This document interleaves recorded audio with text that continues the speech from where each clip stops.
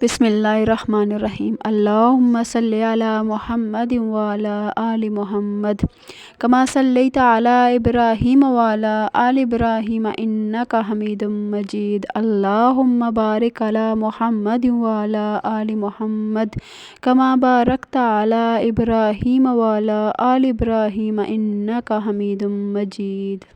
السلام علیکم پیارے دوستوں، امید ہے کہ آپ سب خیریت سے ہوں گے۔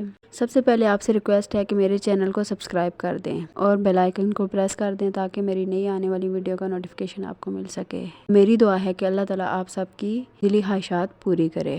تو آج کا ہمارا ٹاپک ہے حضرت یوسف علیہ السلام کو قید میں کیوں ڈالا گیا۔ حضرت یوسف علیہ السلام حضرت یعقوب علیہ السلام کے سب سے چھوٹے بیٹے تھے اور حضرت یعقوب علیہ السلام کو آپ سے بہت زیادہ پیار تھا۔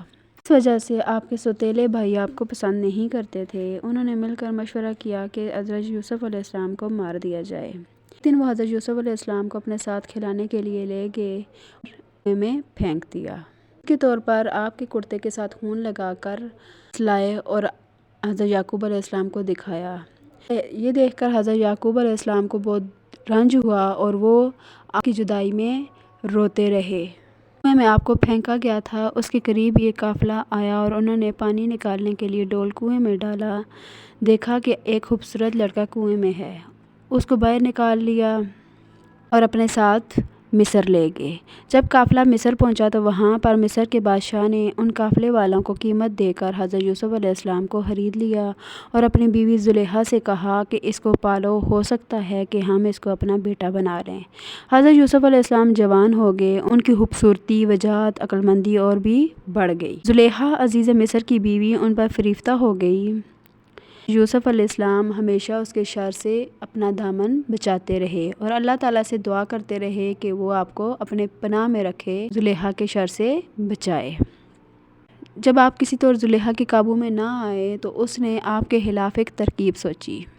اس نے مصر کی بہت سی عورتوں کو اپنے گھر کھانے پر بلایا اور ان کے ہاتھوں میں چھریاں دے دیں۔ جب انہوں نے حضرت یوسف علیہ السلام کو دیکھا تو انہوں نے اپنی انگلیاں کاٹ لیں کہ آپ اس قدر خوبصورت تھے کہ جو بھی آپ کو دیکھتا ہی رہ جاتا۔ آپ کو ان عورتوں کے فریب کا معلوم ہو چکا تھا تو آپ نے اللہ سے دعا کی کہ اے اللہ مجھے ان عورتوں کے فریب سے بچانا۔ اللہ تعالیٰ نے آپ کی دعا قبول کر لی، آپ کو قید میں ڈال دیا گیا۔ آپ کافی عرصہ قید میں رہے۔ وہاں جیل میں 2 قیدی اور بھی تھے، ایک شاہی باورچی اور دوسرا بادشاہ کو شراب پلانے والا ساقی۔ ان کے خلاف بادشاہ کو زہر دینے کا الزام تھا۔ حضرت یوسف علیہ السلام جیل میں بھی قیدیوں کو اللہ تعالیٰ کی باتیں بتاتے رہے اور ان کو سیدھا راستہ دکھاتے رہے، یہاں تک کہ آپ ان کو خدا کا پیغام پہنچاتے رہے۔ ایک دن دونوں قیدی حضرت یوسف علیہ السلام کے پاس آئے اور انہوں نے کہا کہ ہم نے ایک عجیب و غریب خواب دیکھا ہے۔ ساقی نے کہا کہ میں نے دیکھا ہے کہ بادشاہ کو انگور کی شراب پلا رہا ہوں۔ باورچی نے کہا کہ میں نے دیکھا ہے کہ میرے سر پر روٹیاں ہیں اور پرندے ان کو نوچ نوچ کر کھا رہے ہیں۔ یہ خواب بیان کرنے کے بعد انہوں نے حضرت یوسف علیہ السلام سے اس کی تعبیر پوچھی۔ حضرت یوسف علیہ السلام نے بتایا کہ ساقی تو جیل سے چھوٹ جائے گا اور پھر بادشاہ کی ملازمت میں جا کر اس کو شراب پلائے گا اور باورچی کو سولی پر چڑھا دیا جائے گا اور اس کی لاش کو جانور اور پرندے کھائیں گے۔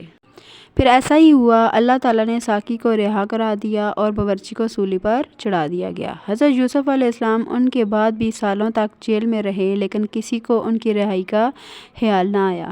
اتفاقاً ایک مرتبہ مصر کے بادشاہ نے خواب میں دیکھا کہ 7 دبلی گائیں 7 موٹی گاؤں کو کھا رہی ہیں اور 7 ہری اور 7 سوکھی بیلیں بھی دیکھیں۔ بادشاہ نے اپنے درباریوں سے اس کی تعبیر پوچھی مگر کوئی بھی صحیح جواب نہ دے سکا۔ اس موقع پر ساقی کو یاد آیا کہ اس نے اپنا خواب حضرت یوسف علیہ السلام سے پوچھا تھا اور آپ کا جواب بالکل صحیح ہوا تھا۔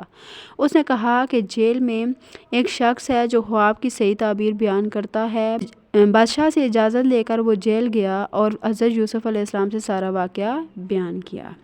حضرت یوسف علیہ السلام نے فرمایا کہ اس خواب کی تعبیر تو یہ ہے کہ 7 سال ملک میں خوب ہلہ پیدا ہوگا اور 7 سال سخت قحط پڑے گا اور پھر 1 سال ایسا آئے گا جس میں خوب بارش ہوگی اور خلا ہوگا۔ جب اس شخص نے بادشاہ کو جا کر یہ خبر سنائی تو اس نے کہا کہ حضرت یوسف علیہ السلام کو بلایا جائے۔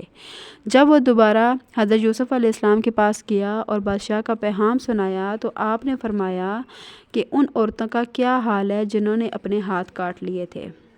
بے شک میرا رب ان کے مکر و فریب سے واقف ہے۔ بادشاہ نے ان عورتوں کو بلا کر پوچھا تو انہوں نے کہا کہ ہم نے یوسف میں کوئی برائی نہیں دیکھی۔ اور زلیخا بھی بولی کہ اب جب حق ظاہر ہو گیا ہے تو سچ یہ ہے کہ میں نے حضرت یوسف علیہ السلام کو ورغلایا تھا اور وہ بالکل سچا ہے۔ حضرت یوسف علیہ السلام جب جیل سے رہا ہو گئے تو بادشاہ نے حکم دیا کہ یوسف کو عزت کے ساتھ بلایا جائے، میں شاہی خدمت ان کے سپرد کروں گا۔ پیارے دوستو، اس سے آگے کا واقعہ انشاءاللہ میں آپ کو اگلی ویڈیو میں بتاؤں گی۔ آپ سے ایک دفعہ پھر ریکویسٹ ہے کہ میرے چینل کو سبسکرائب کر دیں اور ویڈیو کو لائک کر دیں، اور اللہ تعالیٰ سے میری دعا ہے کہ اللہ تعالیٰ ہم سب کو نیکی کے راستے پہ چلائے اور بدی سے بچائے۔ جیسے حضرت یوسف علیہ السلام کو اللہ تعالیٰ نے ان کے اعمال میں سرخرو کیا، اسی طرح اللہ تعالیٰ ہمیں بھی ہمارے اعمال کے ساتھ سرخرو کرے۔ پیارے دوستو، آج کے لیے اتنا ہی۔ اگلی ویڈیو تک کے لیے اللہ حافظ۔